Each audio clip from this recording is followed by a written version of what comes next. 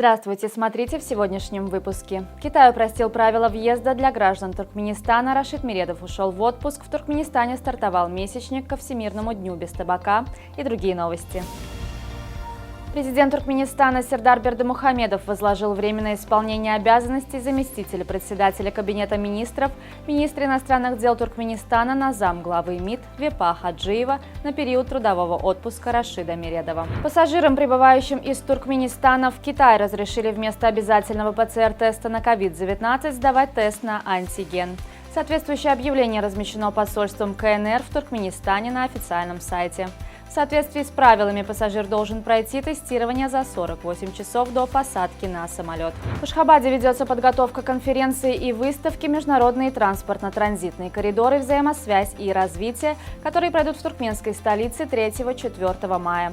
Как сообщают организаторы ITCC 2023, для участия в мероприятиях уже зарегистрировались более 700 делегатов. Из них 600 будут участвовать лично и более 100 онлайн. В Туркменистане стартовали мероприятия, посвященные Всемирному дню без табака. В течение всего месяца будут проходить просветительско-профилактические акции, конференции и встречи, творческие конкурсы и спортивные соревнования. В первый день мая в парке Ашхабад состоялась акция, организованная Министерством здравоохранения и медицинской промышленности Туркменистана в партнерстве со страновым офисом ВОЗ.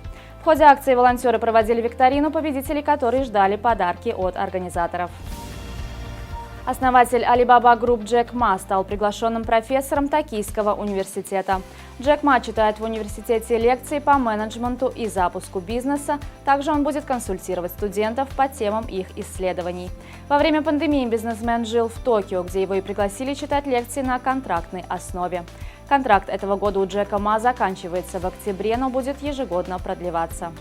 Вышедший 20 апреля в прокат фильм «Вызов» российского режиссера Клима Шипенко с 27 по 30 апреля собрал 301 миллион рублей и возглавил рейтинг проката по России и странам СНГ.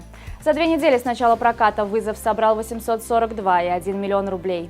На втором месте рейтинга лента «Яга» и «Книга заклинаний», собравшая 57,7 миллионов рублей. На третьем «Джон Уик 4» с более чем 25 миллионами рублей. «Вызов» стал первым в истории художественным фильмом, снятым в условиях космоса на Международной космической станции. В Узбекистане прошла торжественная церемония открытия мужского чемпионата мира по боксу. Туркменистан на соревнованиях представляют 10 спортсменов. Турнир продлится до 14 мая. Бои пройдут в 13 весовых категориях. Призовой фонд чемпионата составит 5,2 миллиона долларов. Победители получат по 200 тысяч долларов, серебряные призеры по 100, бронзовые по 50. В соревнованиях принимают участие более 640 спортсменов из 104 стран, в том числе 7 действующих чемпионов мира.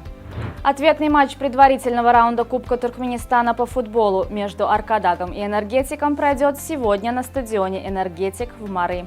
Матч обслужит бригада арбитров во главе с Алибеком Сапаевым из Дашогуза. Первая игра между этими командами завершилась победой Аркадаг 4-0.